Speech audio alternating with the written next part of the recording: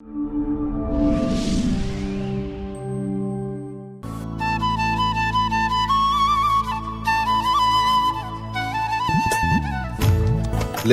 ചരിത്രരേഖകൾ അനുസരിച്ച് കേരളത്തിലെ പ്രധാനപ്പെട്ട ആനക്കൊട്ടിലുകളിൽ ഒന്നായ കോടനാട്ട് നിന്നാണ് വർഷങ്ങൾക്ക് മുമ്പ് ദാക്ഷായണിയെ തിരുവിതാംകൂർ രാജകുടുംബം വാങ്ങുന്നത്.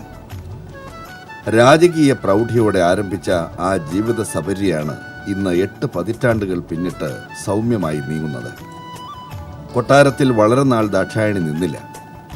പരദേവതമാരുടെ പ്രതിഷ്ഠകളുള്ള അമ്പലങ്ങളിൽ ആനകളെ നടക്കിരുത്തുന്ന ഒരു ആചാരം പണ്ട് രാജകുടുംബങ്ങളിലുണ്ടായിരുന്നു.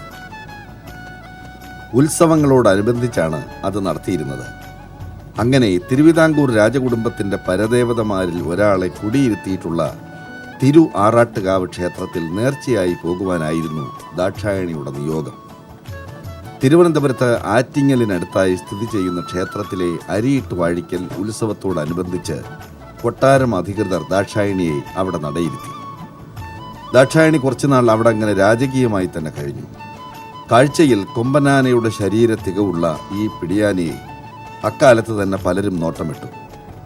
സാധാരണ പിടിയാനകൾക്ക് കാണാത്ത തലപ്പൊക്കവും എടുപ്പും ഗാംഭീര്യവുമെല്ലാം വളരെ ചെറുപ്പത്തിൽ തന്നെ ദാക്ഷായണിക്കുണ്ടായിരുന്നു.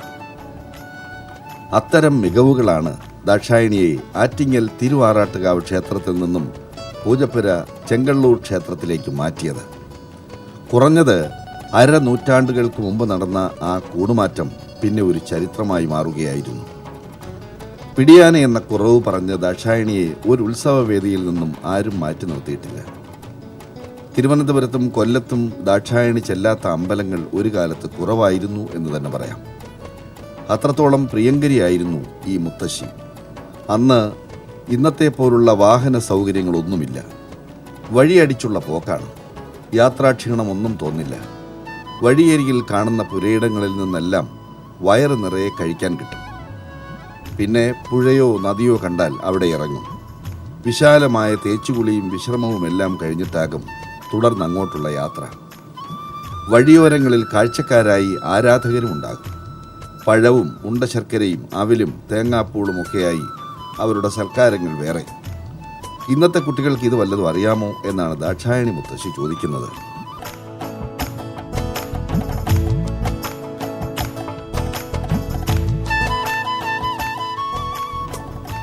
കൊമ്പനാനകളെ പോലെ മതപ്പാട് കാലമില്ലാത്തതിനാൽ പിടിയാനകൾക്ക് താരതമ്യേന ആരോഗ്യവും ആയുസ്സും കൂടുതലായിരിക്കുമെന്ന് ഒരു നിരീക്ഷണമുണ്ട്. അതിലെ കല്ലും നെല്ലുമൊന്നും കൃത്യമായി തിരഞ്ഞില്ലെങ്കിലും ദാക്ഷായണിക്ക് ആയുസ്സിൻ്റെ അധിപനായ ശ്രീകണ്ഠേശ്വരൻ അതെല്ലാം ആവശ്യത്തിന് തന്നെ അറിഞ്ഞു നൽകിയിട്ടുണ്ട്. ഈ അടുത്ത കാലത്തായി ഒരു കണ്ണിന് അല്പം കാഴ്ചക്കുറവ് ഉണ്ടായിട്ടുണ്ടെന്നല്ലാതെ കാര്യമായ ശാരീരിക പ്രശ്നങ്ങളൊന്നും ദാക്ഷായണി മുത്തശ്ശിക്കില്ല. പ്രായമാകുന്നത് സ്വയം തിരിച്ചറിയുന്നു എന്നതാണ് ഈ പക്വമതിയായ പിടിയാനയുടെ മറ്റൊരു ഗുണം. ഓരോ ചുവടിലും ശ്രദ്ധ. ഒന്നുറപ്പിച്ച ശേഷമേ പിന്നീട് മുന്നോട്ട് ഒരടിയെങ്കിലും വയ്ക്കൂ. സംശയം തോന്നിയാൽ മൊത്തമൊന്ന് ഒഴിഞ്ഞു നോക്കും, നിരീക്ഷിക്കും.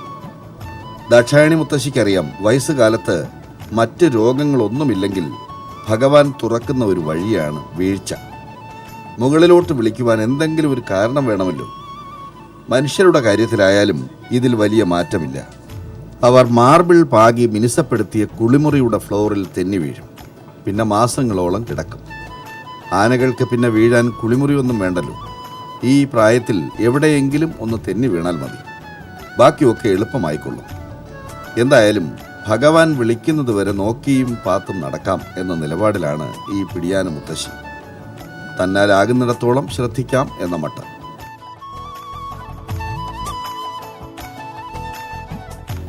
തിരുവിതാംകൂർ ദേവസ്വത്തിൻ്റെ ഇതുവരെയുള്ള ചരിത്രം പരിശോധിക്കുകയാണെങ്കിൽ അവിടെ പിടിയാനകളുടെ എണ്ണം വളരെ കുറവായിരുന്നു എന്ന വസ്തുത ബോധ്യമാണ്. അതിൽ തന്നെ ഉത്സവപ്പറമ്പുകളെ ഹരം കൊള്ളിച്ചവരോ ആരാധകരുടെ മനസ്സിൽ തിളങ്ങുന്ന ഓർമ്മ പതക്കങ്ങൾ സമ്മാനിച്ചവരോ കുറയും. അത്തരമൊരു സാഹചര്യത്തിൽ അപൂർവങ്ങളിൽ അപൂർവം എന്ന് പറയാവുന്ന ശ്രദ്ധയും പരിചരണവും ആരാധനയും എല്ലാം നേടിയ ആനയാണ് ദാക്ഷായണി. കൊല്ലം ആനന്ദവല്ലീശ്വരം ക്ഷേത്രത്തിലുണ്ടായിരുന്ന ആനന്ദവല്ലിയും ആറ്റിങ്ങൽ തിരുവാറാട്ട് ക്ഷേത്രത്തിൽ തന്നെ ഉണ്ടായിരുന്ന സീതാലക്ഷ്മിയും പാറശാല മഹാദേവ ക്ഷേത്രത്തിൻ്റെ ഐശ്വര്യമായിരുന്ന കമലാക്ഷിയുമെല്ലാം ദാക്ഷായണിയുടെ അടുത്തടുത്ത സീറ്റുകളിൽ ഇടം പിടിച്ചവരാണ്. ക്ഷേത്രോത്സവങ്ങളുടെ വർണ്ണമേളങ്ങൾക്ക് കനകകാന്തി പകരുന്ന കൊമ്പന്മാർക്ക് ഉത്സവങ്ങളുടെ നാടായ കേരളത്തിൽ അമിത പ്രാധാന്യം കിട്ടുന്നതുകൊണ്ടാകണം ആനവർഗത്തിൽ നിന്നും പെൺ സാന്നിധ്യം പൊതുവെ ഇവിടെ കുറവായി കാണുന്നത്. എന്നാൽ ഉത്സവങ്ങൾ ഒഴികെയുള്ള സകല രംഗത്തും കൊമ്പനൊപ്പം പിടിയാനകളുടെ വളരെ സജീവവും ജീവസുറ്റതുമായ സാന്നിധ്യമുണ്ട്. അതിനൊരു വലിയ തെളിവാണ് കേരളത്തിനകത്തും പുറത്തും നിന്നുള്ള ധാരാളം ആനപ്രേമികളെയും കച്ചവടക്കാരെയും കൊണ്ട് സമ്പന്നമാകുന്ന ബീഹാറിലെ പ്രസിദ്ധമായ സോൺപൂർ മേള.